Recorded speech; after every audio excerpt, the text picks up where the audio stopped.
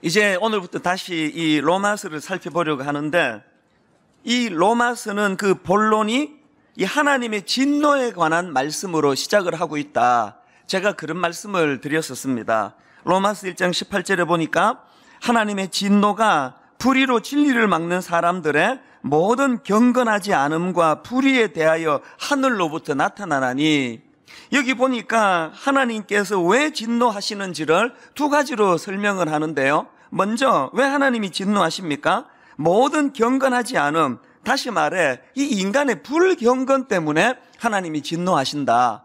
그리고 또 하나, 인간의 불의 때문에 하나님께서 진노하신다. 이렇게 설명하는데, 이 불경건이 뭐냐? 이 불경건은 마음의 상태예요. 어떤 마음입니까?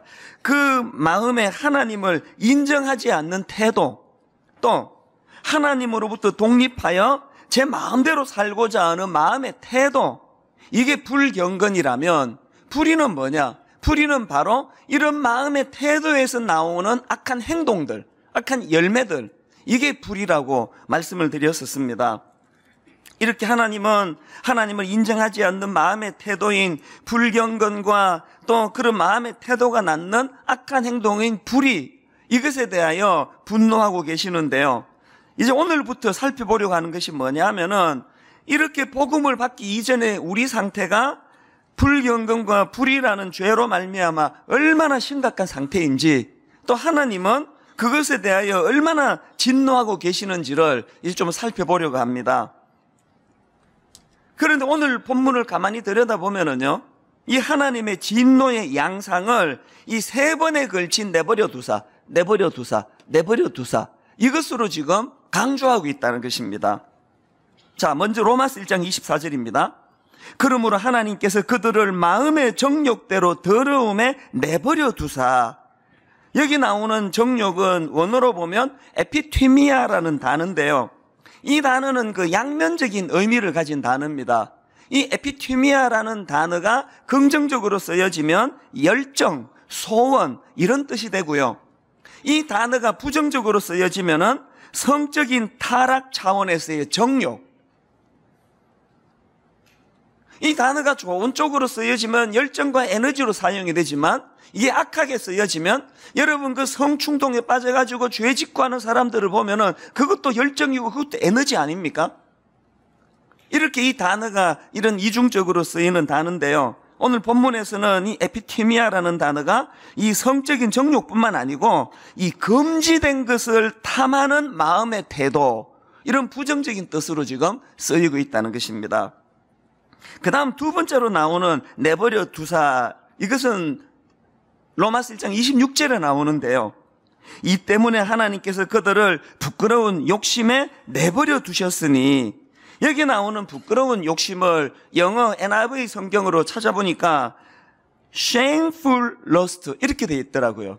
이 lust라는 단어는 사전적 의미로 보니까 애정이 동반되지 않은 강한 성욕.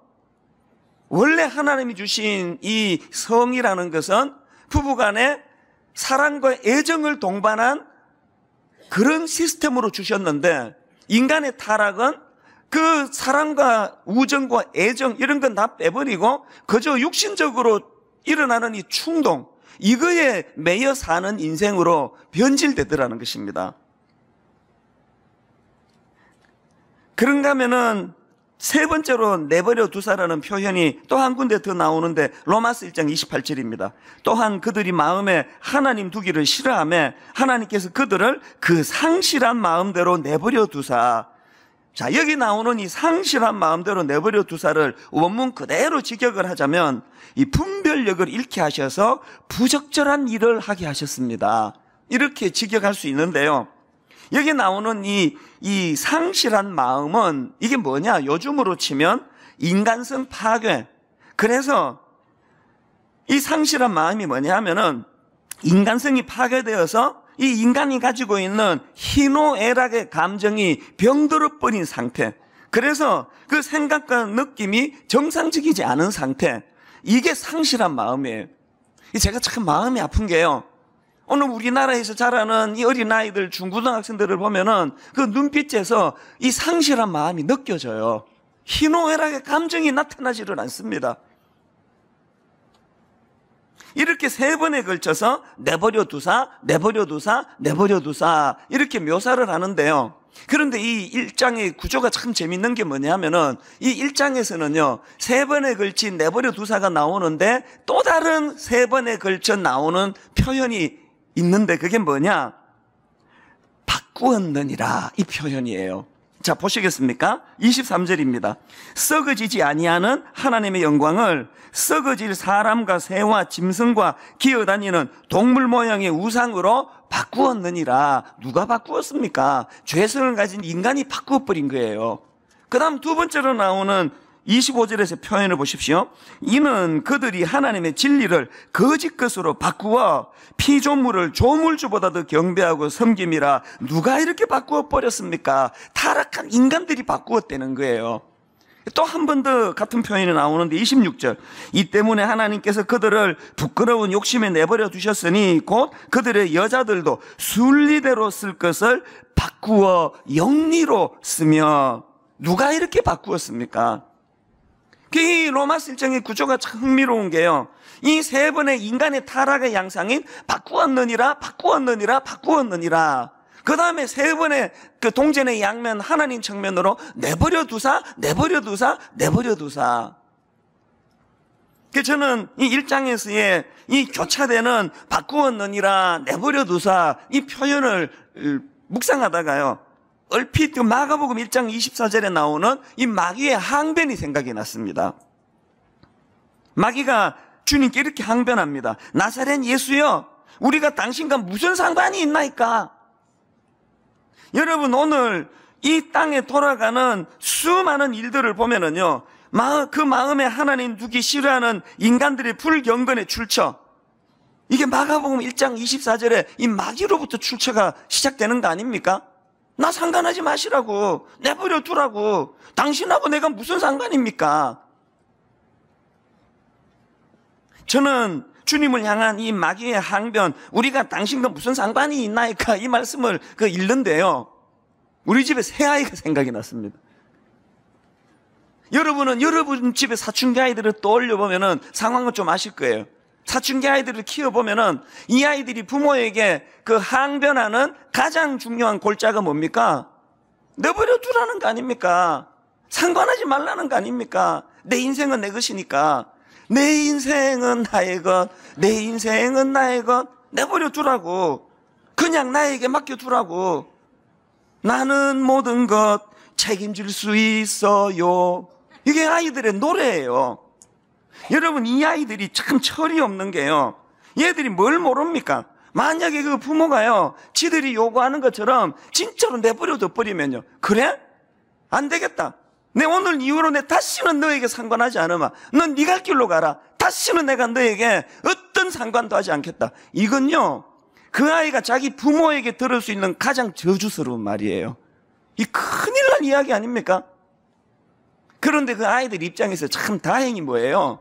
어떤 부모도요 아무리 화가 나도요 자기 자식에게 앞으로는 내가 너를 내버려 두겠다, 상관하지 않겠다 이러는 부모는 없습니다. 물론 저 같은 다혈질의 부모는요 열받으면 한 번씩 해요. 네 마음대로 해라. 그러나 그건 열받아서 그런 거지 본심이 아닙니다. 어느 부모가 내버려 둡니까? 이게 그 아이들에게 가장 축복이라는 걸 모르니까 그런 소리 해야 되는 거 아닙니까? 근데 여러분 만약에 이런 경우라면요, 지난 1월 달에 그 뉴스에 나온 이야기 아닙니까? 우리나라의 어느 고등학생이 부모 몰래 터키 국경을 넘어가지고 그 무장단체 IS로 가버렸지 않습니까? 여러분 이런 경우라면요, 아무리 부모가 상관하고 내버려 두지 않으려고 해도 그 부모의 영역을 떠나버린 그 아이에 대해서는 손을 쓸 수 없는 거 아닙니까? 여러분 제가 왜 오늘 이 본문에서 3번이나 반복되는 바꾸었느니라, 바꾸었느니라, 바꾸었느니라, 내버려 두사, 내버려 두사, 내버려 두사 이 말씀을 묵상하다가 그 철없이 무장단체로 가버린 그 어린 고등학생 생각이 났겠냐고요. 이 비슷한 상황 아닙니까? 여러분 자식이요 아무리 못된 짓을 하고 부모 가슴에 대못을 박아도요, 그 아이가 부모의 영역 아래 있는 한 내버려 두사는 없습니다. 중요한 거는 지금 오늘 이 세상은 그 철없는 아이가 부모의 영역을 떠나가지고 그 무서운 IS라는 그 무장단체로 들어가 버린 그 아이와 같은 상황이에요. 오늘 이 시대가 이렇게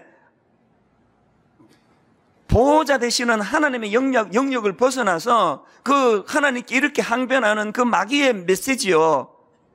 당신이 나랑 무슨 상관입니까? 그 영역으로 들어갔더니 지금 오늘 이 세상이 지금 흘러가고 있는 흐름을 한번 보십시오. 저는 그 고등학생 아이가 지금도 문득문득 생각이 나요. 걔는 지금 어떻게 살고 있나? 오늘 이 시대가 바로 하나님의 영역을 벗어나 하나님의 간섭을 떠나 불경건과 불의의 시대를 살고 있는데, 여러분 오늘 이 시대가 어떻게 돌아가고 있는지는 우리 모두가 지금 발을 딛고 살아가니까 다 알고 있는 거 아닙니까? 저 이 시대가 지금 어떻게 가고 있습니까? 당장 여러분 지난주에 그 예비군 사격 훈련장에 있었던 총기 난사 사건, 그 총기 난사 사건을 통해 우리가 알 수 있는 건 뭡니까? 점점 지금 이 혼미한 시대 속에 혼란에 빠져가지고 정신을 놓고 사는 사람들이 점점 급증하고 있는 시대 아닙니까? 뭐 이런 극단적인 케이스는 아니더라도요, 수많은 현대인들이 지금 불면증에 빠지고 우울증이 오고 그 마음의 공허함을 이기지 못해가지고 참 어두운 마음을 갖고 살아가는 이런 현실 아닙니까? 그런가 하면은 오늘 이 시대를 어떻게 특징 짓느냐? 오늘 본문 24절에 다시 한번 보십시오. 그러므로 하나님께서 그들을 마음의 정욕대로 더러움에 내버려 두사, 그 다음 보세요. 그들의 몸을 서로 욕되게 하게 하셨으니, 여기 나오는 욕되게 하다 이 표현을 총신대 이한수 교수가 이렇게 풀이하는 책을 봤습니다. 여기 나오는 욕되게 하다는 무슨 뜻이냐? 상대방을 인격적으로 존중하는 마음이 없이 탐욕의 대상으로만 다루는 행위, 이게 욕되게 하다예요. 이게 지금 오늘 이 시대의 양상 아닙니까? 그 사람의 인격을 하나님의 형상을 닮은 인격으로 존중해주고 귀히 여겨서 다가가는 게 아니고 사기쳐 먹으려고, 어떻게 해서든 이용해 먹으려고 성적인 대상으로 삼아가지고 가정이 있는 여자나 가정이 있는 남자나 상관없이 어떻게 해서든 꼬드겨가지고 자기의 성적인 쾌락을 채우려고 하는 이 서로 욕되게 하다, 오늘 이 시대가 이게 지금 드러나고 있는 시대 아닙니까? 제가 가슴이 아픈 것은요, 이런 세상의 풍조가 지금 교회 안에도 흘러 들어와 가지고요, 여러분 교회에서 만난 성도라고 절대로 믿으시면 안 되는 세상이에요. 무슨 의도로 이 사람이 내게 다가오는지를 알 수가 없는 세상이에요. 이게 욕되게 하다. 2000년 전에 하나님이 예언해 주신 말씀이 오늘 이 시대에 일어나고 있는 거 아닙니까? 그래서 저는요, 이 주일학교 교사들을 보면은 나 진짜 불안해요. 애들 가르치는 까진 좋은데 그 젊은 여선생님, 남자 선생님 그 애들 다 가르치면 빨리 집에 가서 씻고 그냥 내일을 준비해야 되는데 뭐하러 우리 교사들끼리 단합대회 하자고. 그 교사 단합해서 뭐 하려고요? 단합은 해야 되는데 그 남자 여자가 모여가지고 커피 마시면서 이렇게 하면은 그 사이에 사단이 그만 욕되게 하다에 이 유혹으로 찾아올 위험이 너무 많은 거예요. 나 성가대를 봐도 나 진짜 위태위태해요. 저 아름다운 남녀는 별로 없지만 그래도 매주일 만나가지고 저 아름다운 자녀를 막 이러면은요, 마음이 막 이렇게 막 흥분이 되고 뜨거워지면은 사단이 거기에 이 서로를 욕되게 하도록 다가오면은 이게 농담이 아니고요, 지금 전국의 많은 성가대 안에서 이런 무서운 일들이 일어나고 있습니다. 저에게 전국의 우리 청년부, 주로 자매들이 메일을 많이 보내와요. 교회 안에서 믿었던 어떤 형제에게, 심지어는 믿었던 어떤 교역자에게 인격으로 다가오는 줄 알고 마음을 다 주고 몸을 다 주고 했는데 나를 이용해 먹었다고, 그래서 나는 수렁에 빠졌다고, 이런 절망적인 메일을요 제가 생각보다 많이 받습니다. 이게 너무 가슴 아픈 현실 아닙니까? 그래서 저는 우리 교회 다락방, 우리 교회 다락방 중에 이제 남자분은 남자분끼리, 여자분은 여자분끼리 이렇게 하는데요. 이제 최근에 와서 부부 다락방을 이제 만들어서 참 잘 되고 있습니다. 그러나 사실은 이게 지금 내 기도 제목이에요. 하나님께서 이 아름다운 부부로 다락방을 묶어주실 때는 이게 남성, 여성 이런 게 아니고 서로가 하나님의 형상을 닮은 아름다운 인격으로 가정을 세워나가라고 부부 다락방을 만들어줬는데, 사단이 오늘 본문 24절에 나오는 욕되게 하사로 유혹을 하면은요, 너무너무 불미스러운 일들이 일어날 위험이 있다는 거예요. 그래서 여러분 부탁드리는데요, 교회에서 막 이렇게 지나치게 친절한 어떤 이성이 남자가 여러분에게 친절로 다가오면 경계부터 하세요. 이 남자가 무슨 의도지 이게? 이렇게 뭐 성가대 연습하러 가는데 막 간식을 막 이렇게 무거운 걸 들고 가는데 어떤 남자 대원이 우리 자매님한테 막 뛰어와가지고, 어유 여자가 이렇게 무거운 걸 들었냐고, 내가 들어주겠다 그러면 싫어요! 그리고 거절을 하셔야 돼요. 웃을 일이 아니에요. 나랑 무슨 상관이에요? 요새 여성이 힘이 없다는 건 그건 좀 그런 거 아닙니까? 지나치게 친절하게 다가가는 것도 이게 위험하고요. 이런 걸 설교해야 되는 현실이 너무 가슴이 아파요. 여러 번 말씀드렸지만 이제 목사라고 해서 그 타이틀만 갖고 믿을 수 있는 시대는 끝났습니다. 아시잖아요. 저 믿지 마세요. 저 믿어서 안 돼요. 제가 여러분에게 지나친 친절을 베풀면 이게 요새 성경을 안 읽나? 이렇게 의심하며 보셔야 돼요. 제가 그래도 여러분 기름 부은 종 아닙니까? 안수받은 종이지만요, 저는 저를 안 믿습니다. 이게 제가 여성하고 1대1로 식사하고 뭐 같은 차 타고 뭐 특별한 경우 아니면은 그렇게 안 하잖아요. 저 안 믿습니다. 인간은 믿음의 대상이 아니에요. 긍휼의 대상이에요. 이게 우리가 더 조심조심. 왜 이런 슬픈 설교를 해야 되느냐? 왜 그렇습니까? 오늘 여러분 로마서 1장 28절에 나오는 이 상실한 마음, 인간이 가지고 있는 이 희노애락의 감정, 이걸 잃어버린 거 아닙니까? 이게 여러분 지금 로마서 1장 28절에 이 상실한 마음, 인간의 감정이 지금 병들어 있는 증거 아닙니까? 그래서 저는 그 철없는 고등학생이 부모 품을 떠나가지고 그 끔찍한 무장단체 IS로 가버린 이런 영적인 현실이 낳은 이 결과물. 그래서 오늘 우리 시대는요, 로마서 2장 5절, 다만 내 고집과 회개하지 아니한 마음을 따라 진노의 날 곧 하나님의 의로우신 심판이 나타나는 그날에 임할 진노를 내가 쌓는도다. 이 딱 오늘 이 시대가 이거 아닙니까? 하나님의 진노가 쌓여가는 시대. 자, 그러면 이런 문제 제기 앞에 그럼 뭐 어떻게 해야 됩니까? 대안이 뭐예요? 우리 모두가 이 땅에 지금 발을 딛고 살아가는데, 저는 이 질문에 대한 대답, 오늘 이 시대 대안은 바로 로마서 1장 16절이라고 확신합니다. 우리 같이 한번 읽어보시겠습니까? 힘있게 선포합니다.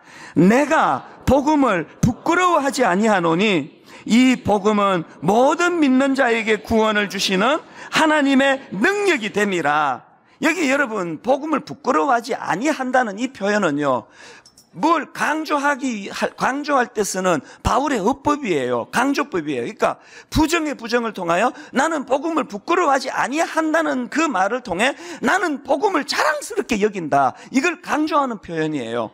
바울이 왜 복음을 그렇게 자랑스럽게 여긴다고 16절에서 말합니까? 복음은 하나님의 능력이기 때문이래요. 어떤 능력입니까? 17절에서 이렇게 설명합니다. 복음에는 하나님의 의가 나타나서 믿음으로 믿음에 이르게 하나니 기록된 바 오직 의인은 믿음으로 말미암아 살리라 한과 같으니라. 이 하나님의 능력이, 하나님의 의가 복음에 나타나 있는데 그 하나님의 의가 어디서 작동을 합니까? 3번에 걸쳐 바꾸었느니라. 3번에 걸쳐 내버려 두사에 이 무서운 악순환의 고리를 끊지 못하는 우리에게 복음은 이 무서운 악순환의 고리를 끊어버리는 하나님의 능력이라는 거예요.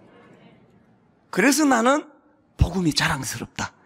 바울이 이론으로 그렇게 하는 게 아니고 다메섹 도상에서 그 포악했던 자기 자신에게 복음 대신 주님이 나타나셔서 자기 인생이 어떻게 변화됐는가를 삶으로 드러내고 있는 겁니다. 이런 관점에서 저는요, 오늘 본문을 묵상하다가 이 창세기 1장 말씀이 떠올랐는데, 여러분 제가 오늘 참 중요한 한 가지를 말씀드리려고 합니다. 집중하셔야 되는데요, 하나님의 창조 기사를 다루고 있는 창세기가 지금 말씀을 어떻게 시작하고 어떻게 전개하는지 그 구조를 한번 보시면서 창세기 1장 1절부터 3절을 한번 살펴보시기 바랍니다. 잘 보시기 바랍니다. 1절에서 선포가 있습니다. 태초에 하나님이 천지를 창조하시니라, 이렇게 선포가 있고, 하나님의 역사가 일어나기 이전의 상태를 세 가지로 이렇게 표현합니다. 2절을 보십시오. 땅이 첫째 혼돈하고, 둘째 공허하며, 셋째 흑암이 깊음 위에 있고, 그 다음에 보니까 하나님의 영은 수면 위에 운행하시니라. 하나님이 이르시되 빛이 있으라 하시니 빛이 있었고. 자, 여러분 여기에 지금 그 창조 이전의 우주의 상태를 혼돈과 공허와 흑암으로 지금 여기다가 규정을 하고 있는데, 여러분이 창세기 1장을 제대로 읽으시려면요, 예레미야 4장 말씀과 함께 읽으면 좋습니다. 그러면 이 창조 기사에 대한 우리 생각이 확장이 될 거라고 저는 믿는데요. 자, 예레미야 4장 22절을 한번 보십시오. 같이 한번 읽어보십니다. 내 백성은 나를 알지 못하는 어리석은 자요, 지각이 없는 미련한 자식이라. 악을 행하기에는 지각이 있으나 선을 행하기에는 무지하도다. 여러분, 이게 지금 그 마음에 하나님 두기를 싫어하는 변질된 인간의 상태를 묘사한 거 아닙니까? 그런데 여러분, 변질된 인간의 상태를 묘사하는 예레미야 4장 22절, 바로 그 다음 23절을 한번 주의해서 보세요. 23절. 보라, 내가 땅을 본즉 혼돈하고 공허하며 하늘에는 빛이 없으며. 이 우리 성경으로 딱 봐도 이게 창세기 1장의 그 구조랑 지금 비슷한 거 아닙니까? 원어로 보면요, 비슷한 게 아니고 딱 그 단어예요. 방금 읽어드린 창세기 1장 2절에 나와 있는 땅이 혼돈하고 공허하며 할 때 이 혼돈이라는 단어가 원어로 보면 토후라는 단어인데요, 지금 예레미야 4장 23절에 인간의 상태를 설명하는 이 혼돈도 토후라는 단어를 쓰고 있습니다. 그 다음에 나오는 공허라는 단어는 창세기 1장 2절에서 보후라는 단어인데요, 지금 예레미야 4장 23절에 공허라는 단어도 같은 단어인 보후입니다. 느낌이 확 오는 게 있잖아요. 지금 이 예레미야서 저자가 인간의 타락의 양상을 기록하고 있으면서 창세기 1장에 있는 그 기사를 지금 인용하고 있다는 거예요. 제가 이거를 깨닫고 나서 발견한 전율이 느껴지는 한 가지 진리가 뭔지 아십니까? 여러분, 창세기 1장은요, 하나님의 창조의 능력으로 우주가 혼돈과 공허와 흑암의 상태에 있을 때 이것을 창조의 능력으로 변화시켜 주신 하나님에 관한 기사인데요, 이 하나님의 기사가 내 개인의 삶에도 적용이 된다는 거예요. 자, 여러분, 창세기가 언제 쓰여졌을까요? 또 누가 썼을까요? 이 창세기는요, 모세가 썼습니다. 언제 썼느냐? 출애굽하고 목적지 가나안에 도달하기 전에 광야에서 배회하고 있을 때 쓴 책이에요.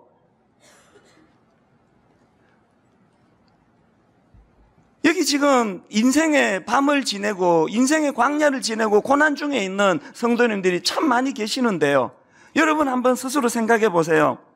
이 광야길의 특징이 뭐예요? 광야길의 특징이, 우선 딱 떠오르는 광야길의 이미지는 고난이에요. 고난.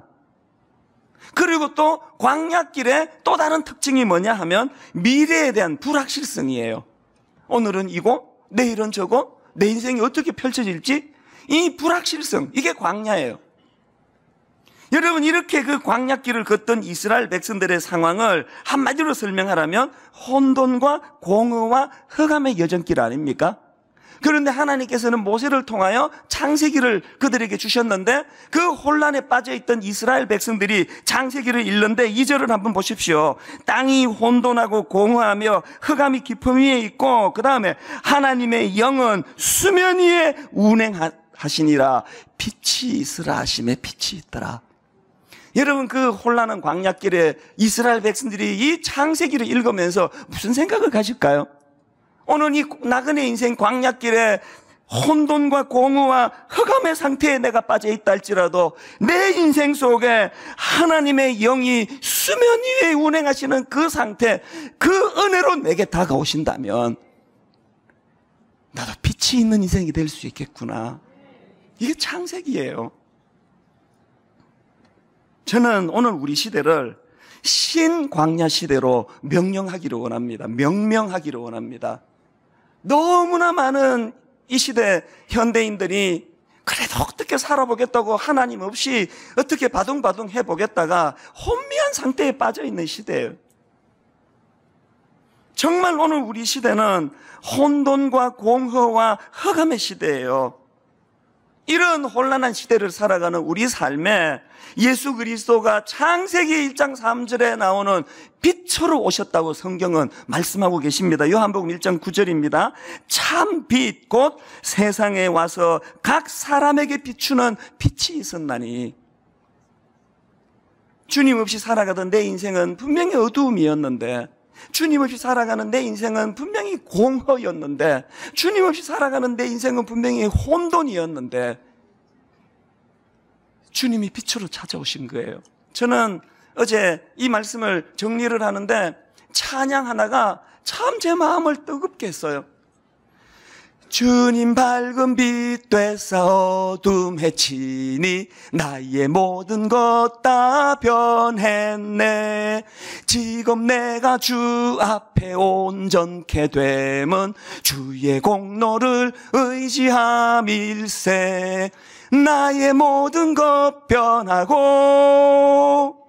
그 피로 구속받았네.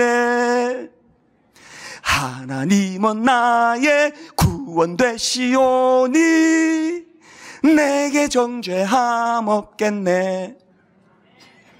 어린 20대 초반 시카고에서 어떻게 살아보겠다고 바둥바둥 치다가 내 인생이 혼미에 빠진 거 아닙니까? 자신감도 없고 이 어려운 인생길을 헤쳐갈 능력도 없고 그런 캄캄한 인생의 어두움에 빠져 있을 때 주님이 빛으로 제게 찾아오셔서 제가 오늘 30년이 지난 이 시간 그래도 사람 구실하며 살아갈 수 있도록 해주신 거, 이게 복음의 능력이에요. 그래서 바울이 나는 복음을 자랑한다. 다메섹 도상에서 그 복음이 나를 살렸다. 어제 이 바울의 감격이 내 마음에서 요동치는 느낌을 제가 어제 경험한 거예요. 그런데 여러분, 제가 이 창세기 1장 말씀과 예레미야 4장 말씀을 묵상하면서 너무너무 은혜를 받은 게 뭐냐?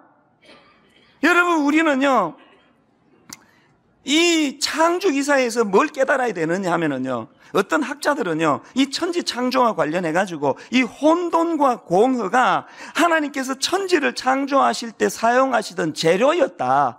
이 혼돈과 공허를 재료로 해서 놀라운 이 우주를 창조하셨다, 이렇게 주장하는 학자들이 있는데요, 우리는 그것을 수용하기가 어렵습니다. 왜? 기독교 역사는요 하나님의 창조가 무에서 유를 창조했다고 믿기 때문이에요. 그러나 제가 어제 마음이 뜨거웠던 게 뭐냐, 이것을 우리 삶에 적용을 해보니까 제가 23살 시카고에서 흘렸던 눈물, 흘렸던 낙심, 좌절, 혼돈, 공허, 흑암, 이걸 재료로 해서 주님을 만나는 통로로 사용하셨다는 거예요. 저는 한 번씩 미국 시카고에 방문을 하게 되면요, 뭐 화려한 건물, 막 시어스 타워, 세계에서 제일 높은 빌딩 이런 데 안 찾아갑니다. 꼭 찾아가는 데가 있습니다. 23살 때 혼돈과 공허 속에 빠져 살던 그 집, 265불짜리 원베드룸, 당시 100년 된 목조 건물, 지금 한 130년 됐습니다. 그 낡은 집을 제가 찾아가요. 차를 빌려가지고 그 동네에 주차를 해놓고 그 거리를 한 바퀴 둘러봐요. 꼭 제가 그렇게 하는 이유가 뭐예요?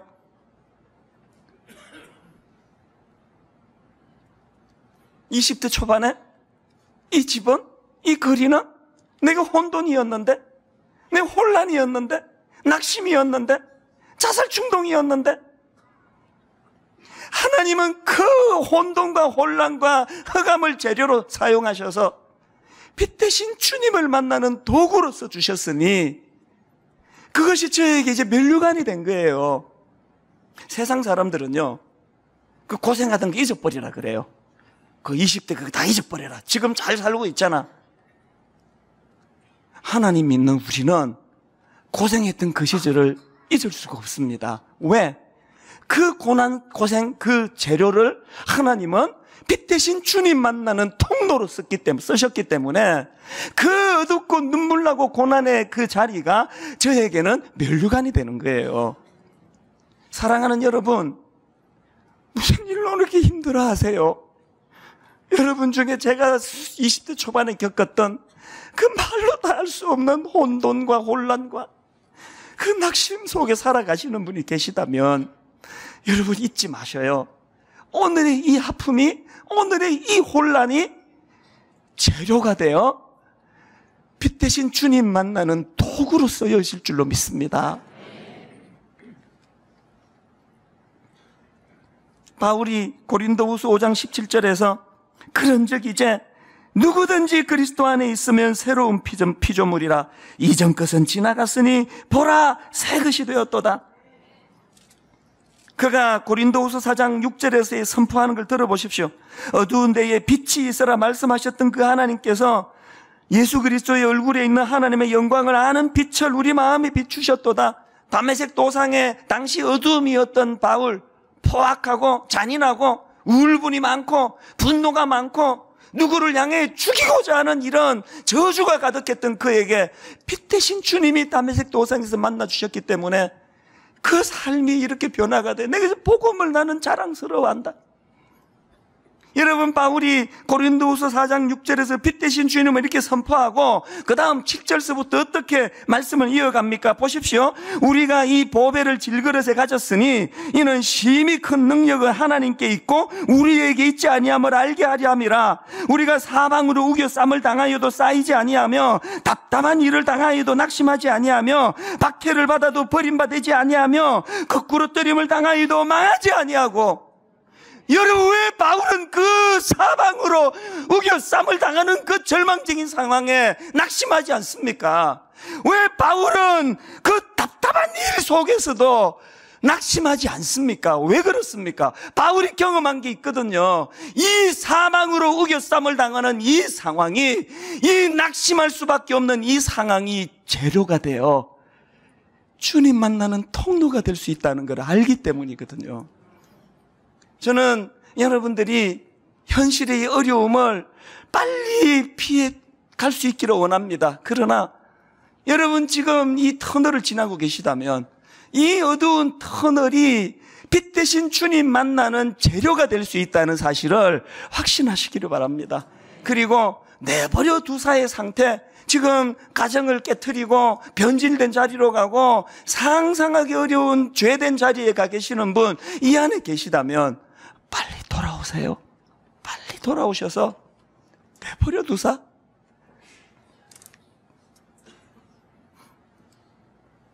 우리 힘으로는 그 악한 영역의 자리에서 빠져나올 수 없는데 빛 대신 주님, 복음의 능력을 믿습니다.